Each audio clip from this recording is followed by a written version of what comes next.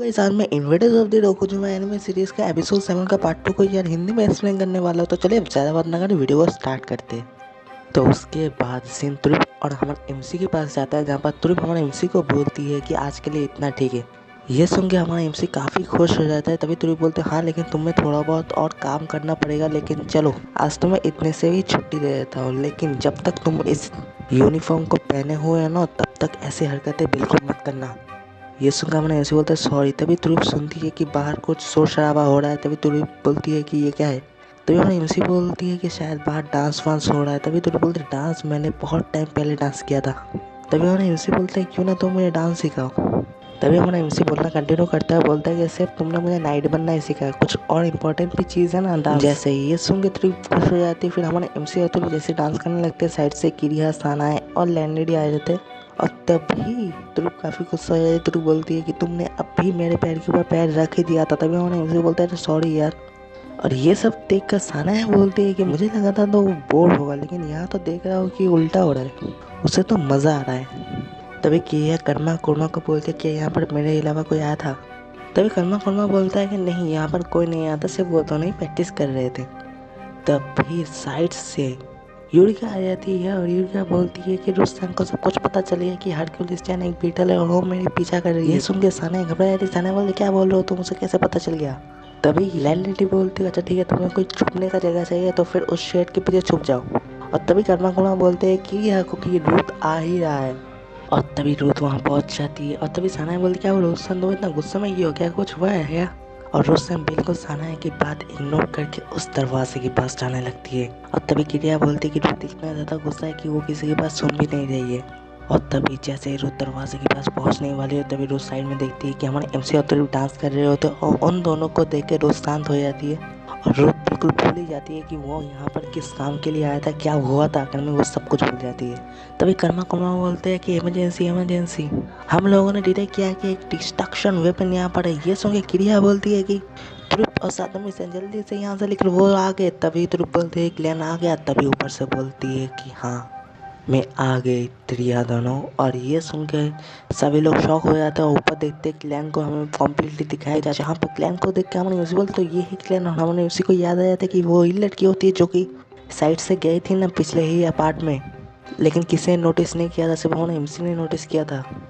तो तभी क्लैन के हाथ में हमें दिखाया जाता है कि अजीब प्रकार कुछ वेपन बंदूक टाइप का होता है। तभी तुरुप बोलते क्या तुमने वो वेपन यहाँ पर ही बनाया। तभी क्लैन बोलते हाँ इस प्लैनेट का टेक्नोलॉजी तो हमारे स्टोन एज जैसा है, बहुत मुश्किल हुआ इसे बनाने में। और ये बात सुन के रुत बोलते कि अगर क्लैन ने इस दुनिया की टेक्नोलॉजी यूज़ करके उस वेपन को बनाया तो फिर हमारा स्पेसशिप इसे डिटेक्ट नहीं कर पाएगा।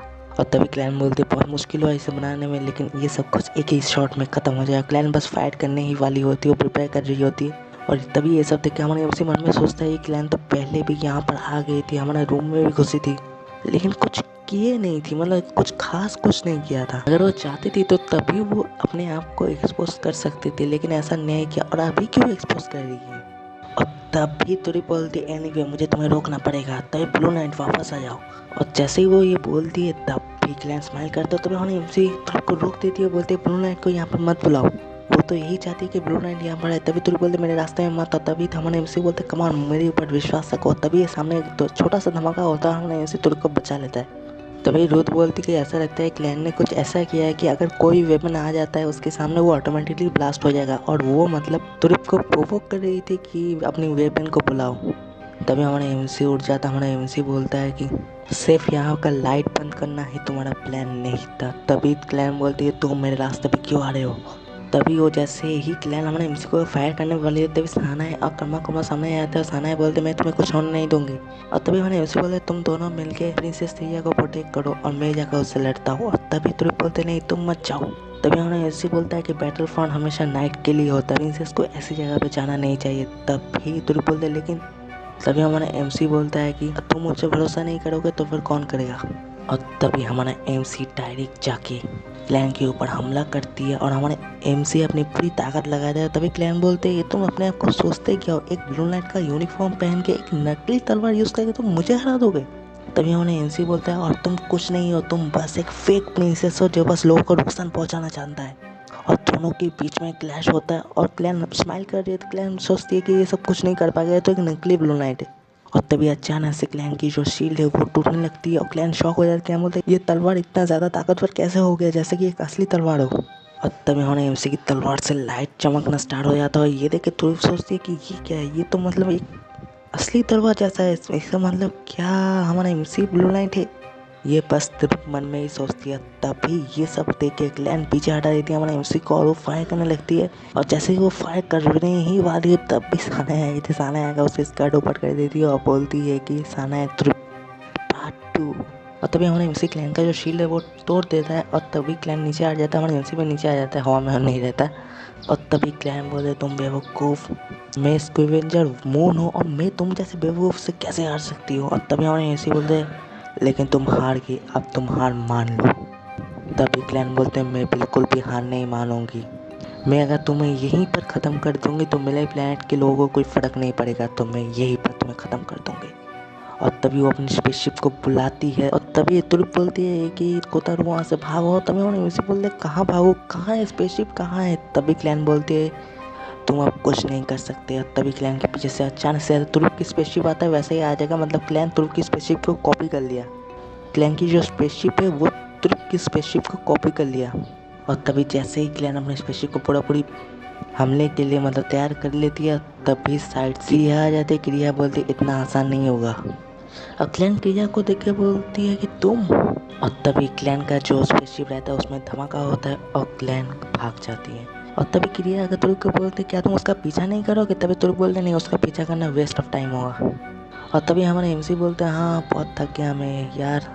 और तभी तुरुप हमारे एमसी को बोलते हैं तुमने अच्छा काम किया। तभी हमारे एमसी बोलता है लेकिन मुझे इस चीज़ के लिए माफ़ कर देना, हमने ऐसी तलवार दिखाता है वो तलवार टूट गया होता है। तभी तुरुप बोलता है अच्छा ठीक है, कुछ किया अभी तो नहीं जा सकता। तभी हमारे एमसी बोलते क्या तुम गुस्सा नहीं हो। तभी तुरुप बोलती है तुमने अभी तक कुछ भी नहीं समझा। हाँ तभी तुरुप बोलती है कि एक शॉर्ट का ओटी होता है जो एक शॉर्ट को शॉर्ट बना देता है, तो शॉर्ट टूटने से कोई फ़र्क नहीं पड़ता जब तक ओट सही है। ये सुना उन्होंने इस बार तो अच्छा। तभी तुरुप बोलते लगता है कि तुमने अपनी ट्रेनिंग सही तरीके से नहीं किया, तुम्हें फिर से शुरुआत से ट्रेनिंग करना पड़ेगा। तभी उन्होंने इसे बोला नहीं मुझे ऐसा मत करो, मैं मर जाऊंगा यार। तभी तुरुप बोला नहीं तुम्हें ट्रेनिंग करना ही पड़ेगा। और ये सब बस ऐसे ही कॉमेडी हो रहा होता है। तब साइड में हमें दरवाजे के बाहर दिखाया जाता है कि क्लैन खड़ी रहती है और क्लैन बोलती इस बार तो बच गई, लेकिन अगले बार नहीं बचोगे। वैसे मैं इसे अभी तो यूज़ नहीं करना चाहती थी क्योंकि मैं इसे अभी बस डेवलप ही कर रही थी। और तभी क्लैन एक एक्टिवेट करती कुछ एक पावर टाइप का। क्लैन जैसे ही उस वेपन को एक्टिवेट करती है तभी ऊपर से एक आवाज़ आता है और तभी ऊपर से यूरिका क्लैन के ऊपर गिर जाती है और क्लैन बेहोश हो जाती है। तभी यूरिका बोलता है तुम नीचे थे सॉरी, लेकिन चिंता मत करो मैं तुम्हें सब कुछ भुला दूंगा। और तभी यूरिका अपने मैजिक को यूज़ कर क्लैन के दिमाग को क्लियर कर देती है। अब दूसरी तरफ बाहर साना है, क्रिया और रुच जा रहे होते जब साना है क्रिया को बोलती है कि यूरिका कहाँ पर है। तभी क्रिया बोलती है चिंता मत करो वो जहाँ पर है सही है। और तभी रुच बोलती है कि यूरिका सैन भी इधर था मुझे पता ही नहीं चला। और फिर एंडिंग लिखा हुआ आ रहा होता है जहाँ पर हमें दिखाया जाता है कि स्कूल फेयर सही तरीके से हो गया। हरकुलिस चैन को यूरिका से उसकी मालिक लेकर चली गई। उसके बाद हमारा एमसी जब रात में सो रहा होता है तभी तोड़ पाकर हमारे एमसी को अपनी नाइट बनाती है और ये बोलती है कि अगर कोई दूसरा तुम्हारी जगह पे होता तो मैं उसे ज़रूर कुछ ना कुछ देती जो भी वो मांगता, लेकिन तुम्हें मैं ऐसा कुछ नहीं कर सकती, इसीलिए मैं तुम्हें अपनी नाइट बनाती हूँ। और रुथ को यहाँ पर इसलिए लाई हो क्योंकि वो गवाह बन सकी। हालांकि अपना एमसी तो अपनी गहरी नींद में होता है, उसे कुछ पता नहीं चलता। तो इधर यार एपिसोड 7 का पार्ट 2 खत्म हो जाता है, तो नेक्स्ट वीक तक मेरे ख्याल से आप लोगों को अगला पार्ट मिल जाएगा। तो हाँ यार आज के लिए बस इतना है, फिर मिलते हैं अगले किसी वीडियो में। Till then bye see you. ये कैसा गेम है, मुझे ये गेम खेलना बिल्कुल भी नहीं आता। मैं हमेशा बाहर निकल जाती हूँ पहले ही टर्न में।